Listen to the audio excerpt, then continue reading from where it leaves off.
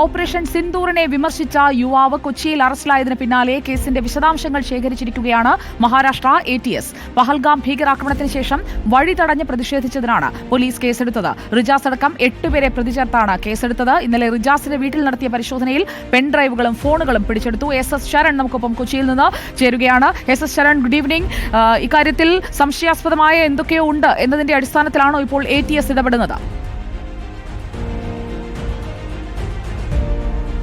Sujaya, good evening. സംശയാസ്പദമായ സാഹചര്യം നിലനിൽക്കുന്ന സാഹചര്യത്തിൽ തന്നെയാണ് ഇപ്പോൾ മഹാരാഷ്ട്ര ATSന്റെ ഇടപെടൽ ഉണ്ടായിരിക്കുന്നത്. കഴിഞ്ഞ ദിവസമാണ് സ്വതന്ത്ര മാധ്യമ പ്രവർത്തകനായ റിജാസ് സമൂഹ മാധ്യമങ്ങളുടെ ഓപ്പറേഷൻ സിന്ദൂറിനെതിരെ പോസ്റ്റ് ഇട്ടിരുന്നത്. ആ പോസ്റ്റ് വിവാദമായതിനു പിന്നാലെ നാഗ്പൂർ പോലീസ് ഇയാൾ തങ്ങിയിരുന്ന നാഗ്പൂരിലെ ഹോട്ടലിൽ നിന്ന് കസ്റ്റഡിയിലെടുക്കുകയും അറസ്റ്റ് രേഖപ്പെടുത്തുകയും ചെയ്തിരുന്നതാണ്. കലാപമുണ്ടാക്കാനുള്ള ഉദ്ദേശത്തോടെ മനഃപൂർവ്വം പ്രകോപനം സൃഷ്ടിച്ചു, രാജ്യത്തിനും സൈന്യത്തിനുമെതിരെ പ്രസ്താവനകൾ നടത്തിയ തുടങ്ങിയ കുറ്റങ്ങളാണ് ഇയാൾക്കെതിരെ ചുമത്തിയിരുന്നത്. അങ്ങനെ BNS 192, BNS 353 വകുപ്പുകളാണ് ഇയാൾക്കെതിരെ ചുമത്തിയത്. അതിന് പിന്നാലെയാണ് വളരെ പ്രധാനപ്പെട്ട പരിശോധനകൾ ഇയാളുടെ വീട്ടിൽ നടന്നിരിക്കുന്നത്. ഇന്നലെ രാവിലെ നാഗ്പൂരിൽ നിന്നുള്ള പോലീസ് സംഘവും മഹാരാഷ്ട്ര ATS സംഘവും ഇയാളുടെ എളമക്കര വീട്ടിലേക്ക് എത്തിയിരുന്നു. എന്നാൽ വീട് പൂട്ടിക്കിടക്കുകയായിരുന്നു. ഇതോടുകൂടി ഇന്നലെ രാത്രി വീണ്ടും എത്തിയാണ് പരിശോധനകൾ നടത്തിയിരിക്കുന്നത്.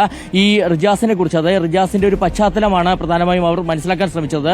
നേരത്തെ റിജാസ് മാവോയിസ്റ്റ് അനുകൂല പ്രസ്താവനകളും പ്രതികരണങ്ങളും ഒക്കെ നടത്തിയിരുന്നു. അപ്പോൾ അത് സംബന്ധിച്ചുള്ള ഡീറ്റെയിൽ തെളിവുകൾ ശേഖരിക്കുകയായിരുന്നു ഈ പരിശോധനയിലൂടെ ലക്ഷ്യമിട്ടത്. അങ്ങനെ പെൻഡ്രൈവുകളും മൊബൈൽ ഫോണുകളും മഹാരാഷ്ട്ര ATS സംഘമടക്കം കസ്റ്റഡിയിലെടുക്കുകയും ചെയ്തിട്ടുണ്ട്. ഇതോടൊപ്പം തന്നെയാണ് ഇയാൾ പ്രതിയായ കേസിന്റെ വിശദാംശങ്ങൾ, കൊച്ചിയിലെ കേസിന്റെ വിശദാംശങ്ങളും ശേഖരിച്ചിരിക്കുന്നത്. നേരത്തെ പഹൽഗാം ഭീകരാക്രമണത്തിന് പിന്നാലെ യുദ്ധവിരുദ്ധ റാലി സംഘടിപ്പിക്കാനുള്ള നീക്കം ഇയാളുടെ ഭാഗത്തു നിന്നും ഉണ്ടായിരുന്നു. അങ്ങനെ വഴി തടഞ്ഞുള്ള പ്രതിഷേധം വഴി തടഞ്ഞതിന് case Ernakulam south police register ചെയ്തിരുന്നതാണ്. ഇയാളടക്കം 8 പേരെ പ്രതിയേർത്താണ് അന്ന് കേസ് രജിസ്റ്റർ ചെയ്തിരുന്നത്. ആ കേസിന്റെ വിശദാംശങ്ങളും ഇപ്പോൾ മഹാരാഷ്ട്ര ATS നാഗ്പൂർ പോലീസും ശേഖരിച്ചിട്ടുണ്ട്. ഓക്കെ, വിവരങ്ങൾ നൽകിയത് SS ശരണാണ്. വളരെ പ്രധാനപ്പെട്ട നീക്കങ്ങളാണ് നടക്കുന്നത്.